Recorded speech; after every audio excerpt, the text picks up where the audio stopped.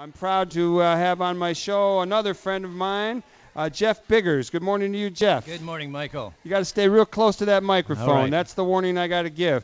Jeff, I first met you when you showed up to do a reading at the Heartland. I just walked through, shook your hand. You had written a book called The United States of Appalachia, How the Southern Mountaineers Brought Independence, Culture, and Enlightenment to America. And then you came back through town and you had written a book called the Sierra Madre, about a year you spent with your wife when she was teaching down in the Sierra Madre with the, I could say, the Tarahumara Indians. Right. And now you and I have had an ongoing correspondence over first trying to get to Obama during the campaign and now trying to get to him some more over the question of coal. Tell us about coal, and particularly coal in Illinois and coal under Obama. Sure. You know, let's begin with this very microphone. Just think about it, Michael. This wire goes all the way down, you know, probably like to the fifth generating station.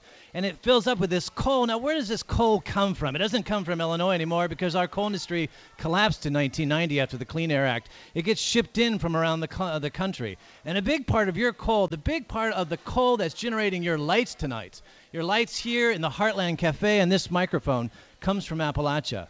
And last night at 4 o'clock, while we were talking, 3 million pounds of explosives, ammonium nitrate fuel oil, were detonated across our incredible American mountains in Appalachia to just skim off these little seams of coal. 3 million pounds of this stuff. It's the same thing we used in Tulsa. And, of course, we called it a terrorist bomb when they blew up the Tulsa FBI building. But we've been using Appalachia. The EPA yesterday made an announcement, and they called it environmentally responsible. And so what we're looking at is the connections of coal that those of us who come from the coal fields wanted to bring it to Chicago, wanted to bring it to the rest of the nation, and wanted to bring it to our president, that we have some hard choices to make. We really need to get off our coal addiction and look at the incredible, incredible cost of coal, that coal is not cheap and coal is not clean. Most coal, you were telling me this morning over a cup of coffee that most of the coal that we're using is coming out of Wyoming. Mm-hmm. And you also said that coal out of Appalachia only had a short lifetime left, maybe 18, 19 years.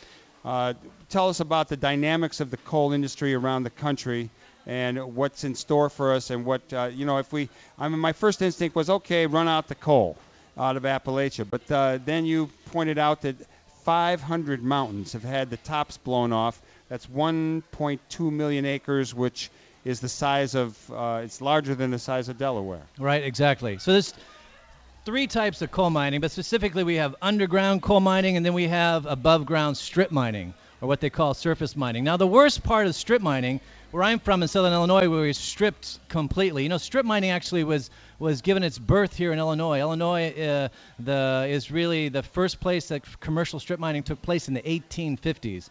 And in fact, in the 1960s, Harry Cottle, the great writer from Appalachia, said the rape of Appalachia got its practice in Illinois, that Illinois' great gift to humanity was this strip mining movement, of course, which has devastated much of our nation.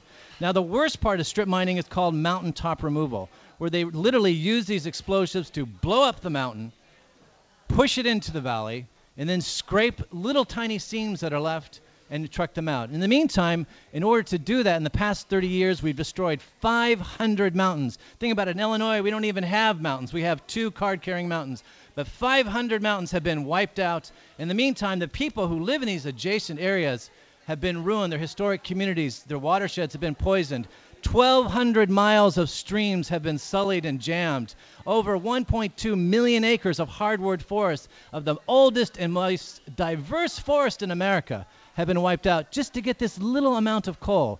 7% of our coal production comes from this way. This incredible violation of our environmental and human rights standards. Jeff Biggers, you're in touch with anti-coal activists. There's around the country, and particularly in Appalachia, and you know, we hear a lot about clean coal. Is there such a thing as clean coal? Of course not. You know, you just have to go downtown to Chicago to the fifth generating station. It's a dinosaur, you know. This thing was built even before we were born, Michael.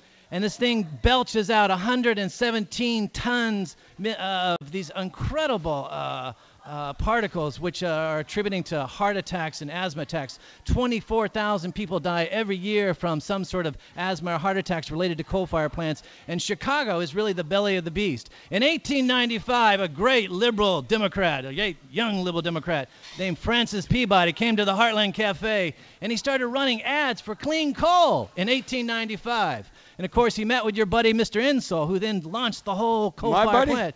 Yeah. And so Chicago's the belly of the beast. It was the great coal market. Now, the problem was this clean coal, every time we had some kind of problem, we'd trot it out. So we found out that we had black lung. We knew about black lung in 1850, but we did nothing about it until 1968.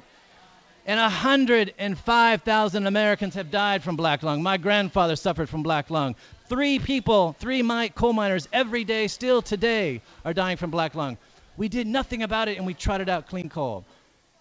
I can show you over the past 100 years that whenever there's an environmental violation, a human rights violation within the coal industry, we trot out 2 words, clean coal, you know. And it's really one of the biggest, bogus, most ridiculous situations we have. And what breaks my heart is that your buddy Barack Obama 2 days ago announced that we're going to give $2.4 billion to fund clean coal.